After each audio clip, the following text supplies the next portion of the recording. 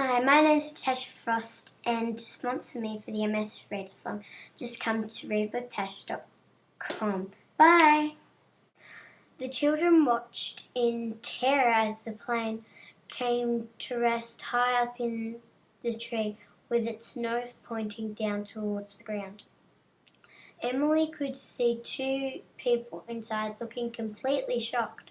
"Stay where you are, kids," Mrs. Plump yelled. "I'll go for help." With this, Mrs. Plump raced towards the school to ring Tripura. Emily watched as the terrified man and woman undid their seatbelts and tried to climb out of the plane and onto a branch. But just as the man opened his door, the plane suddenly shifted. It fell a short distance and then was caught by another branch. "Don't move," the woman yelled on the plane. "We'll crash to the ground." "Our teacher has gone for help," Emily called out to the man and the woman. "Just stay where you are." Did it crash?" A little voice called out from behind Emily. Emily turned and looked in the bush behind her. There was Terry, sitting with his hands over his eyes. "Why are you hiding?" Emily asked. "I'm not hiding. I just don't want to get killed." "What happened?" "The plane is stuck in a tree," Emily said. "Planes don't get stuck in trees. This one did. Come out and see for yourself." Just as Terry crawled out of the bush, a breeze came up. The tree moved in the wind, and so did the airplane. "If the wind keeps blowing in, I'm afraid the plane will fall," Emily said to Janie. "I wish there was something we could do." "How can we stop a plane from falling out of a tree?" Janie said. That's when Emily looked back at the tug-of-war rope that still lay out in the sports ground. "I have an idea," she said. "Don't be silly, Emily. Wait till the rescue people get here." "By then it could be too late," Emily said.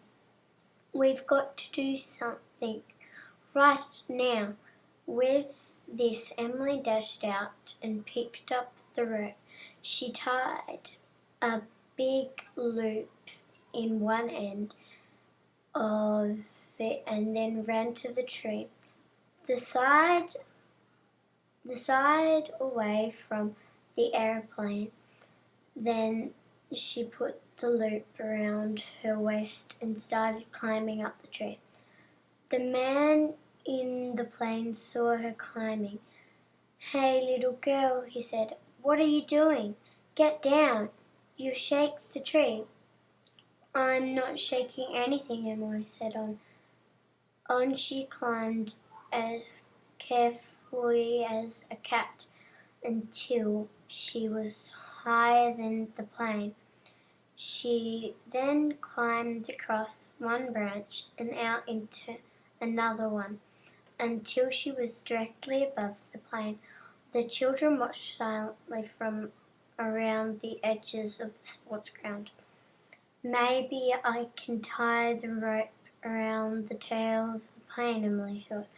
A sudden wind came up and Emily had to hang on tightly to her branch below her. The plane shifted again but didn't fall. She then looked for a sturdy branch and looped the rope over it. "Janie," she called, "grab the rope and lower me down." "You too, Terry." "Why me?" Terry called back. "Because you're the strongest boy in the world. Now don't be such a scaredy cat." Don't call me a scaredy cat, then come and help. Terry scuffled his shoes into the dirt as he came around the tree.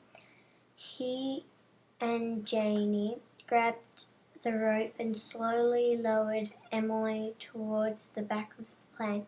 Okay, stop, Emily called. Emily was dangling right next to the tail of the plane.